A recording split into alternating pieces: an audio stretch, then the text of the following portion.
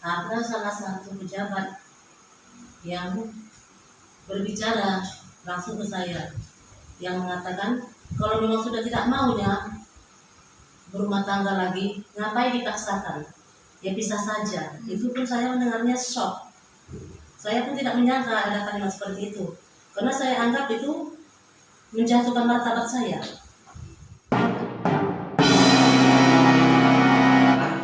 Selamat pagi kawan-kawan pers semuanya. Saya Hidayat Habib, owner dari manajemen partner dari Hidayat Habib dan rekan. Bahwa dalam bulan Oktober kemarin, ibu ini Herianti Sitorus datang ke kantor saya untuk meminta bantuan hukum sehubungan dengan dugaan tindakan kekerasan dalam rumah tangga yang terjadi kepada diri dan anak-anaknya, di mana kadis tertentu di Kabupaten Batubara dengan inisial JM telah 8 tahun meninggalkan ibu ini dan anaknya tanpa memberikan biaya lahir dan batin. Jadi ibu ini hidup sendiri, ya, tanpa, seperti layaknya tanpa suami, menghidupi keempat anaknya dan sebagainya.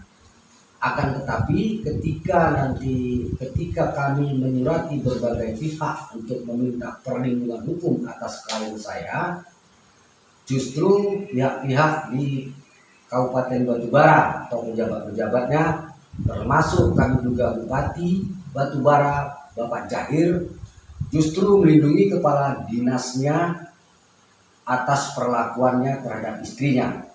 Terbukti dari kemarin tanggal 17, ibu ini dipanggil oleh Sekretariat Daerah Kabupaten Batubara untuk dimintai keterangan sehubungan dengan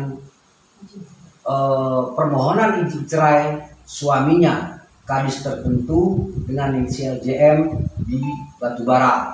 Nah, ini keterangan singkat yang bisa saya sampaikan.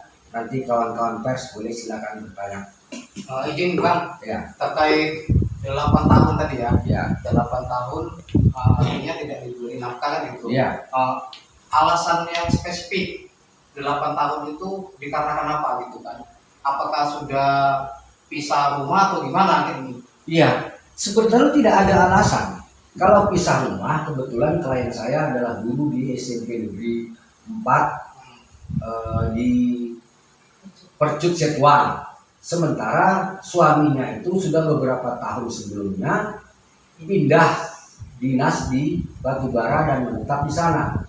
Jadi kepindahan itu hanya karena tugas dan tidak memberikan alasan, tidak memberikan nafkah itu tanpa alasan. Nah, itu.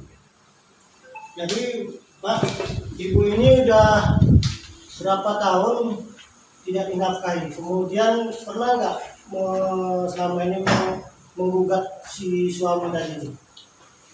Terhitung dari 2014, klien saya tidak mendapatkan biaya lahir batin dari suaminya yang kepala dinas di Batubara tersebut, ya kan? Tidak dikunjungi, malah ada 2 anaknya perempuan yang nomor 1, nomor 2, ketika menikah pun tidak dihadiri dan tidak dinikahkan oleh bapaknya. Saudara-saudara tahu semua, kawan-kawan tahu semua bagaimana merasa jatuhnya martabat seorang anak perempuan yang ada bapaknya tapi bapaknya tidak mau menikahkan. Jadi semenjak 2014 atau 8 tahun dari sekarang. Sementara gaji ibu ini sudah digadaikan ke Bank Sumur melalui SK-nya untuk membeli suatu rumah. Sehingga ibu ini sendiri baru tahun 2018 pulih gajinya. Kita bisa bayangkan dari 2004 ke 2018 ibu ini, klien saya ini mati-matian bagaimana menafkahi keempat anaknya. 2004 atau 2014? 2014 sorry ya, 2014. Izin Bang, sebagai katakanlah pembela hukumnya, langkah-langkah apa yang sudah abang buat untuk membela klien abang sendiri? Ya, baik. Saya sudah melayangkan somasi 1 dan 2 kepada yang bersangkutan. Kemudian pada somasi kedua baru sang kadis itu tadi datang berjumpa saya. Tetapi tidak memberikan solusi yang benar terhadap kejadian ini. Dia pikir bahwa kejadian ini cukup selesai apabila dia kembali ke rumah dan sebagainya. Langkah-langkah saya sudah surati,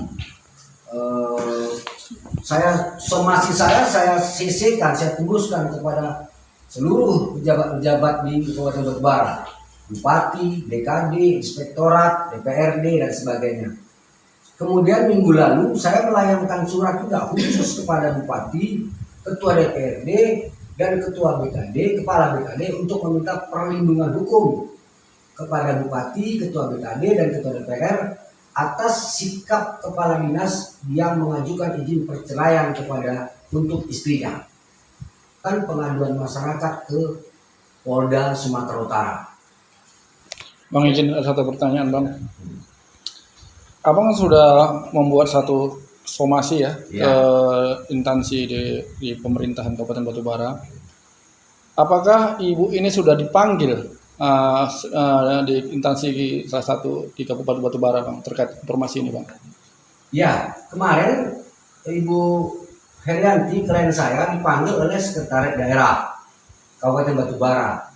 Tetapi bukan persoalan pengaduannya. Dipanggil karena persoalan suaminya mengajukan izin perceraian. Jadi beliau dimediasi, klien saya dimediasi oleh 4 orang pejabat di Kabupaten Batubara yang kebetulan tidak dapat kami sebutkan namanya. Tapi alangkah kecewanya klien saya karena pertanyaan-pertanyaan yang harusnya sebagai mediator mereka itu adil, tapi ternyata memberikan intimidasi kepada klien saya. Ini yang saya sangat sesalkan sekali. Termasuk kata-katanya, tolong jangan libatkan Bupati Batubara, Pak Jahir. Bagaimana kita tidak melibatkan Pak Jahir selaku Bupati Batubara? Karena ini adalah kepala dinasnya, bawahannya. Bagi kita, cermin dari kepala dinas, perbuatan pelakuan kepala dinas adalah cermin daripada pemerintahan Kabupaten Batubara tersebut.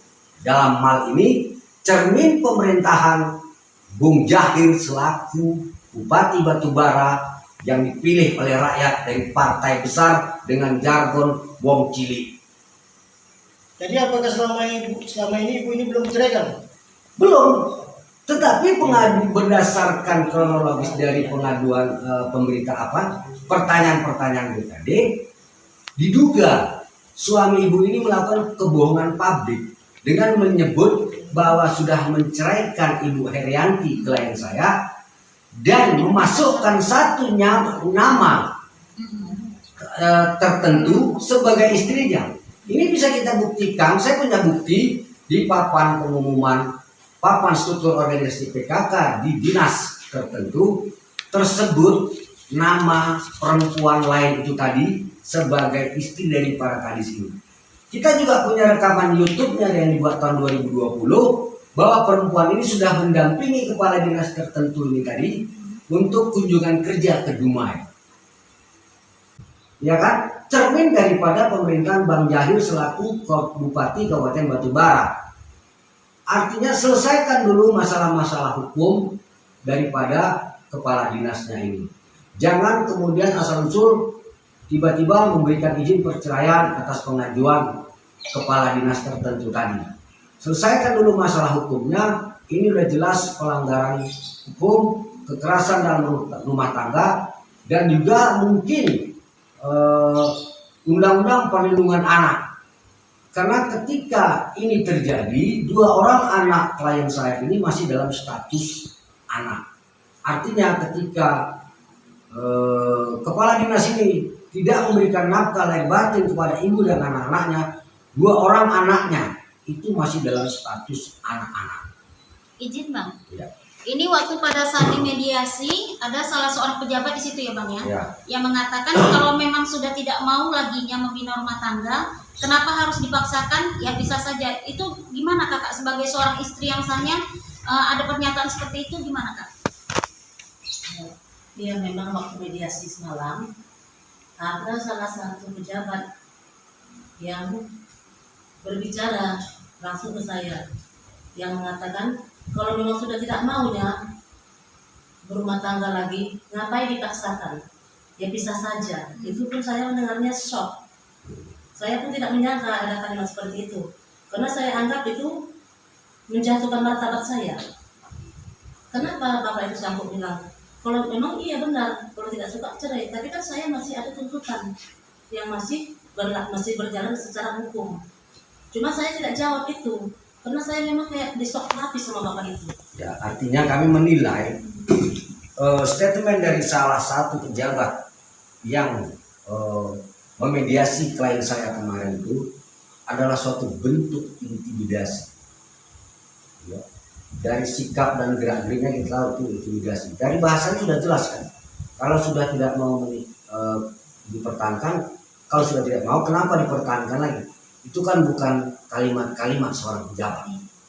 Ya kan? Mediator dalam hal itu bukan memberikan keputusan, tetapi dia mengambil dulu, mengklarifikasi atas tuduhan-tuduhan dari kepala dinas itu tadi dalam alasan perceraiannya yang menurut saya semuanya bohong. Saya bisa jelaskan nanti, berikan pertanyaan-pertanyaan mediator itu kepada rekan-rekan dan apa jawaban ibu ini.